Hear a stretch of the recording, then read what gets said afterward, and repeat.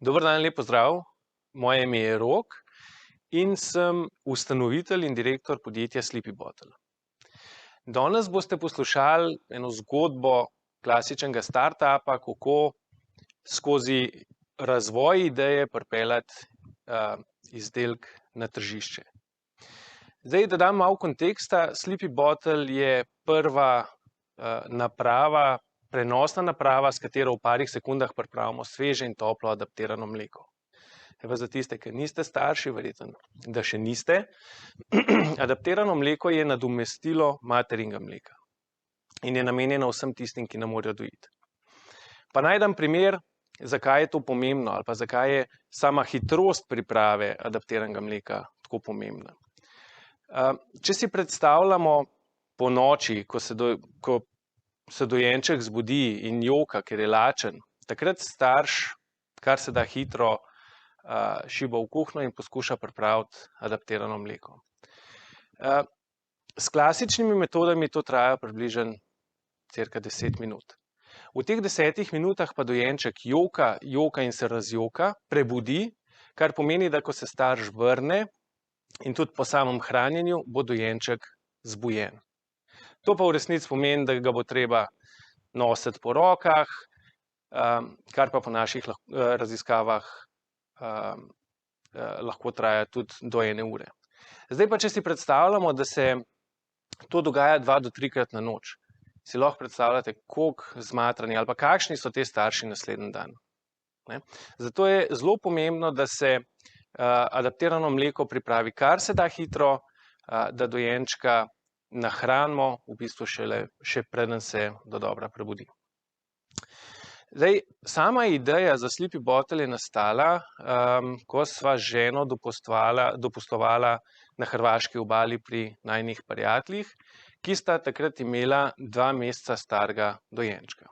Midva z ženo takrat še nisva imela otrok oziroma nimava otrok, in zato mi je bilo grozno zanimivo opazovati, kako se ti moji prijatelji z otroki rokujejo ali pa borijo s temi težavami priprave adaptiranega mleka.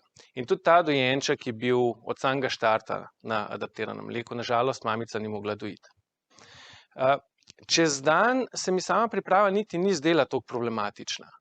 Ja, seveda je bilo treba, ker starši vedno poznajo približen čas, kdaj bo dojenček lačen, takrat so se spakirali in so šli iz plaže gor in čakali pred mobilno hiško, da je dojenček zajokal, takrat pa je en od staršev šel in pripravil adaptirano mleko. Ponoči je bila pa to totalna druga zgodba.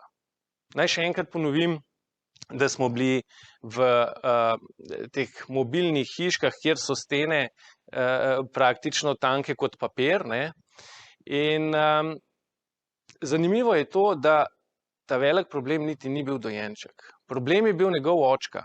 Ko je dojenček zajokal, je očka šibal v kuhinjo in se boril z vsemi tistimi posodami in želel pripraviti adaptirano mleko kar se da hitro. Zraven je bilo pa to en kup enega razbijanja in tako da povem, da z ženo praktično tisti dopust nisva spala nič. In jaz imam pa sploh težavo, ko se enkrat prebudim, zelo težko nazaj zaspim. In vem, da sem kar močno z zobmi škrtal in da mi je šlo grozno na živce, zakaj hudiča ne gre v trgovino in kupi neko napravo, ki bo to naredila namesto njega. Zakaj je to sploh potrebno? In ko sva se z ženo vrnila nazaj v Ljubljano, sva se pogovarjala in sva ugotovila, da dopust je bil krasen, noči pa niti ne toliko. In takrat sem jaz malo tako, malo zanalašč šel na internet in poskušal najti neko napravo, nek produkt, in mu poskušal, sem rekel, da bom mu poslal link, pojdi si kupiti to napravo, pomagaj sebi in ostalim, ampak do te naprave nisem prišel. In takrat sem se v bistvu začel sploh spraševati, a je mogoče, da sem naletel na nekaj, kar dejansko še ne obstaja. In takrat sem se poglobil v ta research, v to raziskovanje in po 14 dneh sem nekako sprejel odločitev, da te naprave na trgu ni. v resnici pa tako, ne, če se te naprave na trgu ne da kupiti ali pa da se ne prodaja, to še ne pomeni, da ni nekdo je že razvil pa intelektualno zaščito. In zato sem mogel iti v pregled baz intelektualne lastnine, kar mi je pa v resnici vzelo približno 3 mesece časa.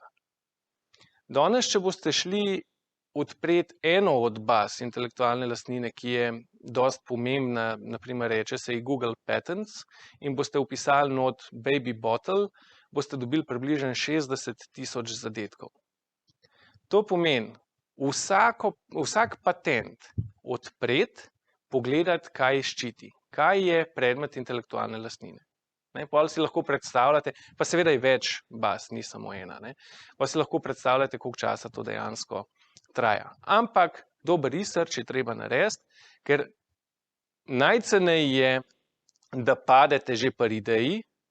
Predstavljajte si, kako bi izgledali, če bi investirali velike vsote denarja, izdelali izdelek, šli na trg, ga po možnosti še poskušali kaj intelektualno zaščititi, potem bi pa ugotovili, da nekje nek patent že obstaja, ali pa mogoče, da trg ne bi hotel vašega izdelka kupiti. To se velikokrat zgodi, ampak do tega bomo prišli tudi kasneje. V glavnem, takrat sem bil že kar močno prepričan, da bom nekaj naredil, da bom nekaj razvil, in dejansko res med samim researchom sem se malo igral, malo skiciral, in še preden sem se zavedal, sem že imel svoj prvi render. Izgleda pa takole nekako. In jaz sem bil grozen ponosen, sem rekel, pismo, skice imam, render imam, kaj pa zdaj? Vedel sem, da naslednji korak je prototipiranje, ampak jaz nisem inženir. Kako naj zdaj to naredim? No, pa sem na internetu našel podjetje iz Kranja, ki se je ukvarjalo s prototipiranjem. Jaz sem jih poklical, sem jih povedal, kaj delam, se naročil na sestanek, pokazal skice, pokazal render, in oni so rekli, ja, mi ti lahko pomagamo, ampak prinesi nam 3D modele, prinesi nam tehnične risbe. Seveda nisem imel pojma, o čem govorijo. In to so tudi kmalu videli in mi ponudili, da oni izdelajo tudi to za mene. Tako da, razšli smo se zelo zadovoljni, rekli so, čez nekaj tednov te pokličemo, boš prišel po svoj prototip. In res, telefon zazvoni, šibam v Kranj, kličem tisto prijateljico z majhnim dojenčkom, in rečem, glej, prevzemam prototip čez kakšne pol urce, pripeljem se direktno do tebe, imej otroka, prištimam ga najbolj lačen, bova pripravljala adaptirano mleko, bova testirala produkt. Hočem tvoj feedback. In se pripeljem do Kranja, kjer me pa v resnici počaka tole. Jaz moram priznati, da seveda sem bil navdušen, ampak obenem tudi razočaran. In to je zanimivo, kako si lahko navdušen in razočaran v bistvu praktično skoraj v isti sekundi. Nisem zastopil, kako je mogoče, da pri vseh skicah, sestanku, renderju, na koncu pride ven nekaj takega. In takrat sem se naučil, da obstaja konceptualni prototip. Ker to je bil pa še največji šok. Ta produkt niti ni delal. Jaz sem bil prepričan, da bo delal, kot da je iz produkcijske linije. Na žalost, temu ni bilo tako. Ni imel niti grelnega elementa, se pravi grelnika noter, ni imel niti tesnil, tako da, če bi dal vodo not v stekleničko pa poskušal pripraviti adaptirano mleko, bi vse špricali. V glavnem, malo razočarano, ampak hitro sem ugotovil, da sam prav daleč ne bom prišel. In takrat sem začel razmišljati o tem, kako si bom postavil ekipo. Seveda potrebujem inženirje, seveda potrebujem prodajnike in tako, ampak potrebujem tudi dizajnerja. Takega produkta nihče ne bo kupil.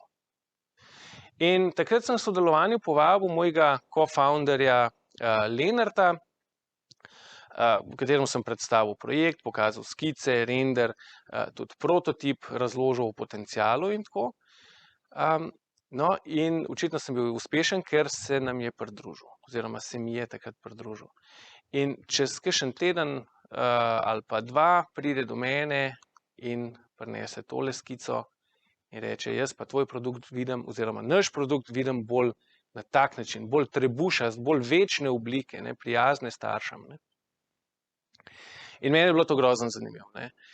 Seveda je sledil potem še en kup enih iteracij razvoja dizajna, da smo prišli do končnega izdelka. Ampak to je bil samo dizajn. Zraven je bilo, če na pamet rečem, 10 do 15 iteracij razvoja elektronskega vezja. Kartušo še danes izpopolnjujemo. To je ta zgoren del zelen ali pa piči rozkast na steklenički. Še danes izpopolnjujemo. Ne? Tako da je kar kontinuiran proces. Seveda pa med vsem tem razvojem nismo gledali v zrak, ampak smo delali tudi na drugih področjih. In delali smo na raziskavah trga. Mi smo rabili zastopati, na kakšen način se naše potencialne stranke borijo proti temu problemu zdaj, ko našega produkta še ni na trgu. Kako se spopadajo s tem? Ne? To, da imamo mi inovativen produkt, a to v resnici pomeni, da nimamo konkurence? Seveda, da ne. Ne? Če se je problem reševal pred prihodom našega izdelka, potem konkurenco imamo. Nimamo pa direktne konkurence. Oziroma, vsaj tako smo mislili. V glavnem, celo toliko smo šli daleč, da smo ugotavljali, oziroma da smo ugotovili, da nimamo niti kategorije, v katero bi umestili naš izdelek. In to je problem. In ugotovili smo tudi, da inovativen produkt je problem. Zaradi tega, ker z inovativnim produktom ti nimaš nobenega drugega produkta, da bi lahko rekel, mi smo tako kot ta produkt, samo boljši kle. Za inovativni produkt moraš imeti ti budžet, moraš imeti marketinška sredstva za izobraževanje tvojih strank. In to je drago. Ti moraš njih naučiti, kako se rokovati z novim produktom. Ne? Še večji problem je pa, če sploh kategorije nimaš. In takrat smo rekli, ok, inovativen produkt smo, tega ne bomo spreminjali. Dajmo najti vsaj kategorijo, ki je približno taka, kot je naš produkt. In najdli smo te elefante. Reče se jim baby formula makers, oziroma naprave za hitro pripravo adaptiranega mleka. Mi smo rekli, naprava smo, hitro pripravljamo adaptiran mlek tudi, je pa en kup enih razlik med njimi pa nami. Ne? Če pogledamo te naše konkurente, dajte si predstavljati, to je ala kavni aparat. Ne? Se pravi, in tudi deluje na zelo podoben način. Se pravi, brni, ropota, piska, pa nekaj časa rab, da pripravi mleko. Ne veliko, ampak nekaj časa pa še vsem, ker se morajo grelniki segreti pa tako naprej. V glavnem niso primerni za spalne prostore. Ne moreš imeti to na nočni omarici. Ne? Se pravi, imaš v kuhinji, kar pomeni, da ko bo otrok zajokal, boš še vedno šibal dol po stopnicah v kuhinjo, pripravljal vse skupaj, se vrnil nazaj gor, vzel ti bo približno 3 do 5 minut časa. Dajmo reči 3 minute. Ne? In v tem času bo otrok še vedno jokal in tako. Po drugi strani en kup enih zalogovnikov imajo. Imajo zalogovnik za vodo, imajo zalogovnik za adaptirano mleko in en kup cevk, ki teče skozi ta aparat. In kaj se tukaj lahko zgodi? Včasih kakšna kapljica vode ostane noter. Včasih majčkeno adaptiranega mleka ostane noter. In ker je toplo, so idealni pogoji za rast črne plesni. To pa ni najboljša stvar za našega dojenčka. In tukaj so bile določene tožbe že, in temu smo se mi hoteli izogniti. Po drugi strani, velikokrat je treba to napravo tudi sčistiti. Jaz sem gledal na YouTubu en video, kako se spopadaš s to težavo. Moram reči, da ta gospod, ki ga je razstavil, je imel kar težave ga sestaviti nazaj, tako da mi smo rekli, moramo imeti enostaven produkt, nekaj takega, ki ne bo zakomplicirali življenje našim uporabnikom. Rekli smo, mora biti majhen, da ga imaš lahko na nočni omarici, pa mora biti tih, delovati mora v tišini, da ne boš motil ljudi, ki spijo. Ne? Predvsem smo pa rekli, mora biti travel friendly, mora biti, se pravi, prištiman za potovanja. Kaj smo hoteli narediti? Hoteli smo razviti highly versatile product. Se pravi, da ga lahko uporabljamo za različne priložnosti oziroma, ja. In mislim, da smo to tudi nekako uspeli narediti. Zdaj pa seveda razvoj enega takega izdelka terja kar nekaj finančnih sredstev. In tukaj bi se rad dotaknil raven tega, želim vam povedati, ne, da tudi jaz ne prihajam iz neke finančno močne družine, ne, da bi financirala te moje podjetniške podvige, ne, in zato sem šel po nekih startupovskih korakih. Prvi korak je sicer bil ta 3FI, verjetno poznate, ne vem, če ste že slišali, če niste, to pomeni Friends, Family, Fools. To v resnici pomeni, da boste prosili mamo za tista prva začetna sredstva ali pa očeta, strica, teto, brata, sestro, kakorkoli, v glavnem, ali pa svoje prihranke unovčili, zato da boste nekaj pokazali, da boste nekaj naredili pa nekaj pokazali. In tudi midva z ženo sva praktično porabila vse najine prihranke, jaz sem celo avto prodal in s temi sredstvi sva prišla do konceptualnega prototipa. Kar je bilo zadosti, da smo v bistvu začeli sestavljati ekipo. In s konceptualnim prototipom in z ekipo nam je uspelo priti v enega od slovenskih pospeševalnikov in s tem smo dali signal ven na trg, da smo resno podjetje, da smo resen startup, v katerega se seveda splača investirati. In takrat nam je uspelo pridobiti prvo angelsko rundo, ki je bila, če se ne motim, okoli 60 000 evrov za približno 19% lastništva podjetja. Seveda, danes, ko pogledam za nazaj, se mi zdijo te odstotki zelo visoki. Bi mogoče rekel, da je bila kraja, ampak seveda, da ni bila. Zaradi tega, ker angelski investitorji investirajo zelo v začetni fazi. Kar pomeni, oni ne vejo, kaj se bo zgodilo. Oni praktično investirajo v idejo in pa v ekipo, ki bi to znala realizirati. Takrat še ni nobenih zaresnih indicev, kaj se bo zgodilo. Neke raziskave so, ekipa je prištimana, vsi upamo, da se bo nekaj zgodilo. In se pravi, angelski investitorji riskirajo največ. In zato je na nek način prav, da dobijo tudi največ. In s temi sredstvi dobili smo glih zadosti sredstev, da smo prišli do funkcionalnega prototipa. In z vsem tem, se pravi, funkcionalnim prototipom, ekipo, raziskavami, vstopom v pospeševalnik, smo pa uspeli navdušiti našega naslednjega investitorja.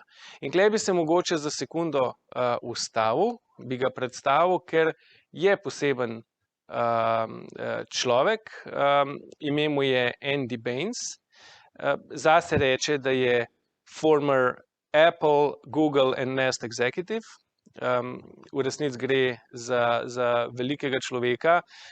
Torej, Andy je deloval kot, mislim, da je bil 15 let pri Apple, deloval kot direktor za materijale, s Stevom Jobsom sta bila dosti velika prijatelja. Po smrti Steva Jobsa se je potem pridružil svojemu kolegu iz Apple, ki mu je ime Tony Fadell. Tony Fadell je človek, ki je izumil iPod in pa pravi, da je celo boter iPhona, vendar nikjer ga jaz nisem videl napisanega kot izumitelja, pa je, da je tukaj tudi razlog odzadaj, naj bi bila v konstantnih trenjih s Stevom Jobsom in zato ga ne bi bilo na seznamu inventorjev iPhona. V glavnem, Tony Fadell je takrat štartal podjetje, ki se mu reče Nest Labs.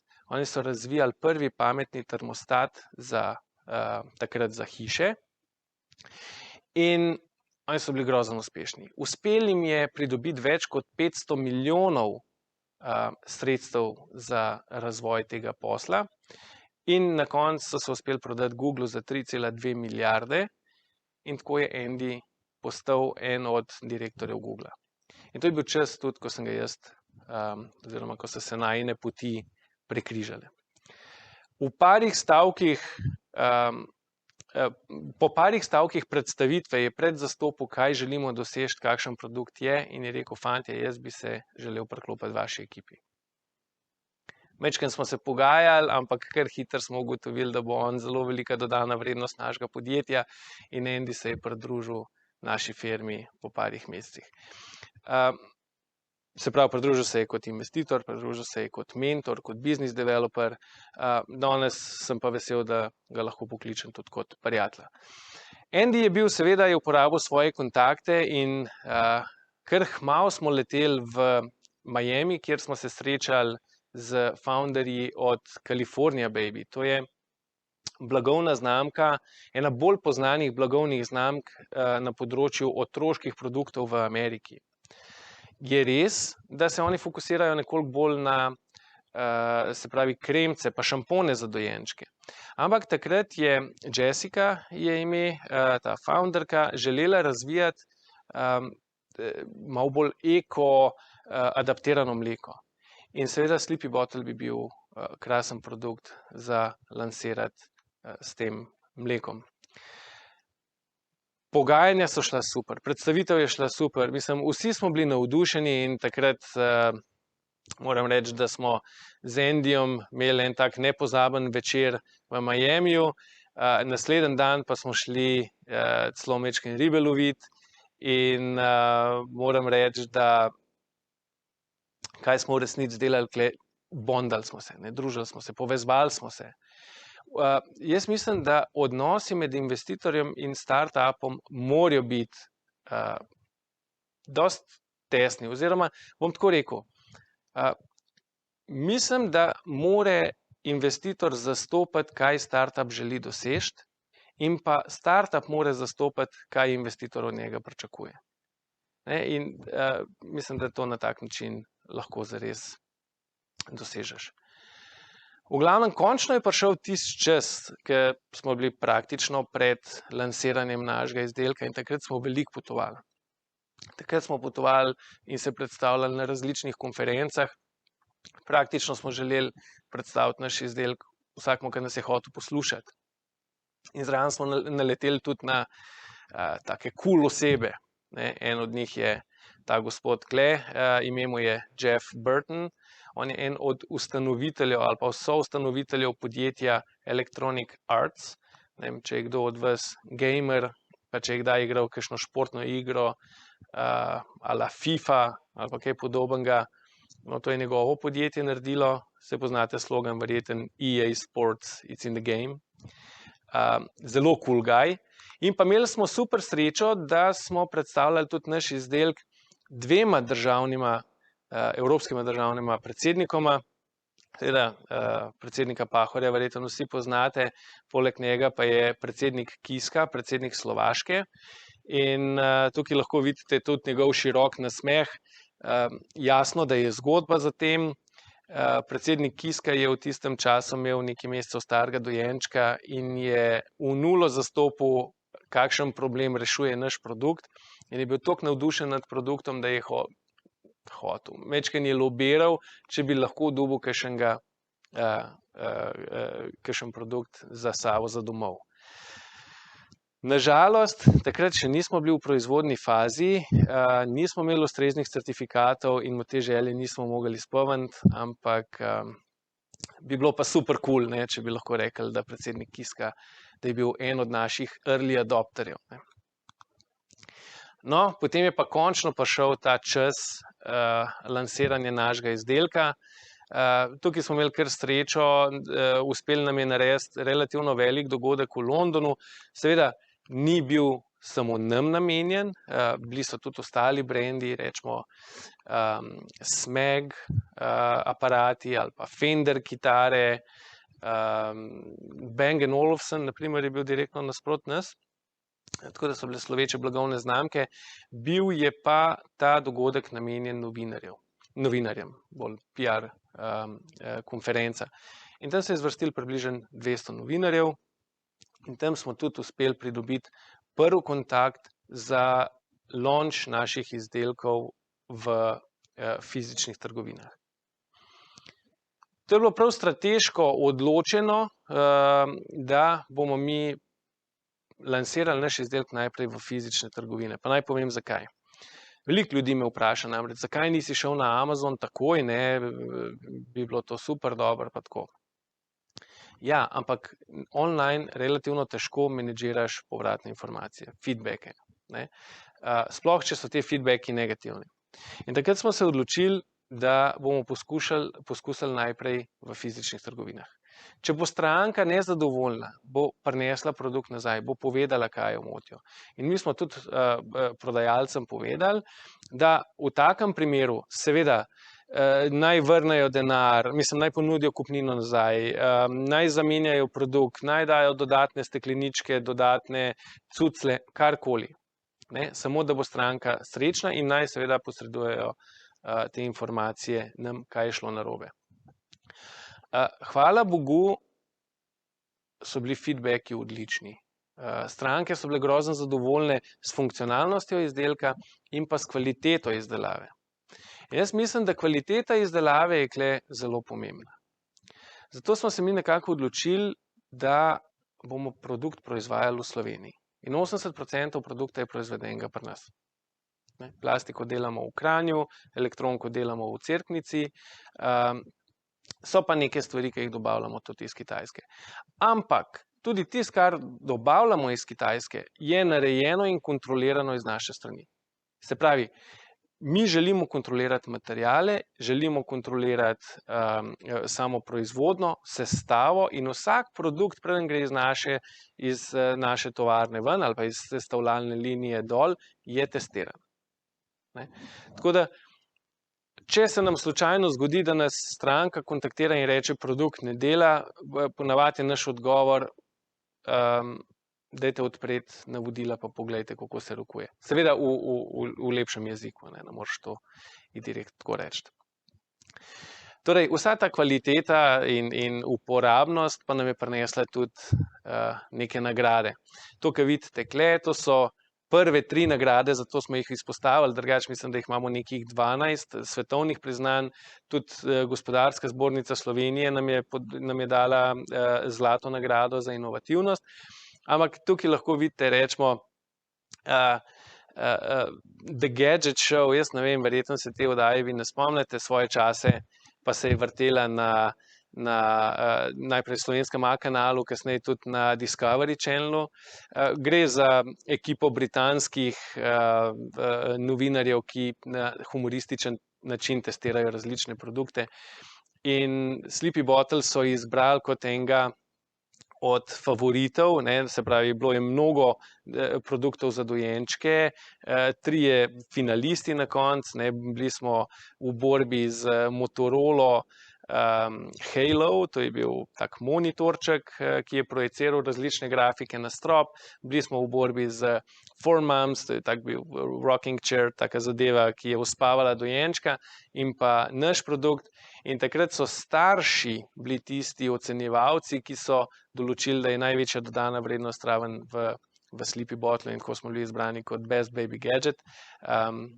In jasno, da smo bili grozno navdušeni. Central European Startup Award Committee nam je dal naziv Startup leta 2018 in pa T3 Magazine nas je uvrstil na seznam 100 najboljših produktov na svetu za leto 2019.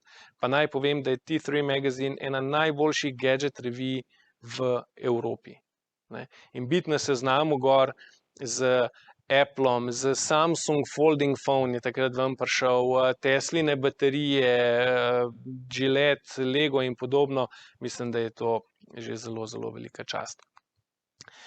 Ampak jasno, ne, nagrade ne pomenijo veliko, če nimaš zadovoljnih uporabnikov, in tega moram reči, da imamo mi relativno dosti.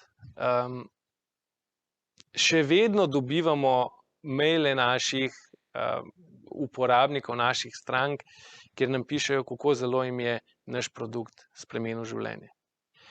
Jaz ne vem za ostale, ampak osebno v življenju še nisem napisal nobenega e-maila nobenemu proizvajalcu, Seveda, verjetno, očitno obstajajo nekateri, ki to delajo. V glavnem, mi smo grozno zadovoljni, da na tedenski bazi dobimo kakšno tako pohvalo od naših uporabnikov. Ja, trenutno se še vedno pač prodajamo na bolj evropskih trgih. Jasno, da je želja priti tudi v Ameriko in pa na Kitajsko. Naj povem, da Saudsko Arabijo in pa ta UAE predel bomo ponovno poskušali odpirati, mogoče, to smo pred časom že poskušali, pa smo bili neuspešni, ker nismo izbrali ta pravega distributerja. Mogoče bo zdaj lažje, ker imamo tudi sloveča imena kot naše stranke na tistem področju. In sicer naj povem, da je ena od naših strank Dubajski kralj. Zanimiva zgodba, prišel je v Selfridges v Londonu, videl Sleepy Bottle in pokupil zalogo, ki jo je držala trgovina. Celo toliko daleč smo šli, da smo mogli ekstra enote pošiljati k njemu v hotel, tako da to je zelo velika čast za nas. Jaz v resnici ne vem, ali bo on to uporabljal za sebe, za svoje vnuke, ali bo talal okoli kot darila, ne, ampak v vsakem primeru je kul zgodba, ne, rečeš Sleepy Bottle je ali kraljevo darilo ali pa kralj uporablja, ne. In pa princesa Savdske Arabije je tudi ena od naših strank, tako da smo zelo veseli. Kaj naj rečem za na konec? Startup svet je zelo zanimiv. V startupu boste delali vsak dan tisto, kar boste sami hoteli, kar si boste želeli. In to je največ, kar lahko dosežete. Da se vsako jutro zbudite in greste delati tisto, kar delate radi. In marsikdaj vas bojo gledali kot takole, ne, kot picture perfect startup, ne, se pravi, nič ne more iti narobe. V resnici je pa zgodba v ozadju nekoliko drugačna, ne. Vsak dan boste doživljali vzpone in padce. Ampak ne se ustrašiti, ne. Na koncu dneva, ko boste čez čas nazaj pogledali, boste videli, kako ste lepo rastli. In jaz ne morem drugega reči, kot začnite živeti svoje sanje, odprite si startup. Tako da to je to iz moje strani. Tukaj vidite tudi moje kontakte, če bi kdo želel me kaj kontaktirati, kaj vprašati, to seveda lahko stori. Lep pozdrav.